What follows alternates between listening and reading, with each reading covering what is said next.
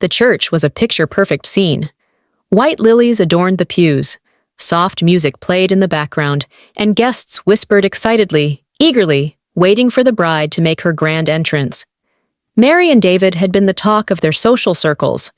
A couple so perfect, it seemed like they had stepped out of a fairy tale. But reality, as it often does, had its own plans. David stood at the altar, dressed in an impeccable black tuxedo, looking out at the crowd. His expression was unreadable, his hands clasped tightly in front of him. To those watching, he seemed calm, but inside, a storm brewed. The grand doors of the church opened, and Mary entered. She looked breathtaking in her flowing white gown, her veil delicately framing her face. As she walked down the aisle, her radiant smile captivated everyone. David watched her approach, his face a mask of composure. The priest began the ceremony, welcoming everyone and speaking about the sanctity of marriage. Mary and David stood hand in hand, their backs to the crowd. But as the priest asked the congregation to pray, David gently let go of Mary's hand. Clearing his throat, he stepped forward. The murmurs of prayers stopped abruptly as everyone looked up in confusion. "I'm sorry to interrupt," David began, his voice steady. "But before we continue, there's something important I need to share." Mary turned to him, her smile faltering. "David?" "What are you doing?" she whispered. He didn't look at her. Instead, he addressed the crowd. "First, thank you all for being here today. I know many of you traveled far to celebrate this day with us, and I truly appreciate that. But there's something I've learned, something I can't ignore, and I believe everyone here deserves to know the truth."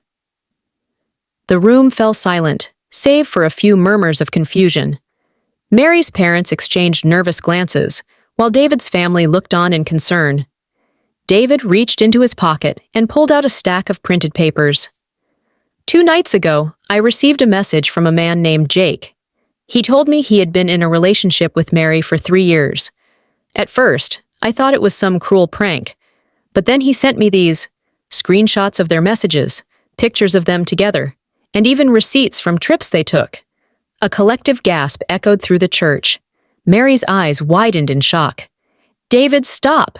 This isn't the time or place for this," she said, her voice trembling. "Oh, I think it's the perfect time," David said, turning to her for the first time. His voice was calm, but his eyes burned with hurt and betrayal. "You stood there, promising me a future, while you were living a double life. You lied to me, Mary. To all of us." Mary shook her head, her veil trembling. "David, I can explain. Please, let's talk about this privately." David's lips curled into a bitter smile. "Privately? So you can manipulate the story?" "No, Mary. The truth needs to come out here, in front of everyone. These people deserve to know who they're celebrating today." Mary's mother stood, her voice shaking. "David, please, whatever this is, it can wait until after the ceremony." David turned to her. "I'm sorry, Mrs. Carter, but I can't marry your daughter, not after what I've discovered." He looked back at the guests. "I loved her, I trusted her, but she betrayed me, and I won't start my marriage based on lies." Tears streamed down Mary's face as she tried to speak. "David, please, I love you. Jake meant nothing. It's over, I chose you." David shook his head. "You don't get to choose now, Mary. You made your choice when you decided to live a double life, and now I'm making mine." He turned to the priest. "Thank you for your time, Father, but this ceremony is over." David walked down the aisle, leaving behind a stunned bride, shocked guests, and a silence that felt louder than any words. The hall erupted into chaos as guests began murmuring, some leaving, others consoling Mary.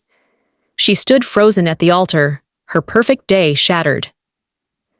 Outside the church, David took a deep breath, feeling the weight of betrayal lift slightly from his chest.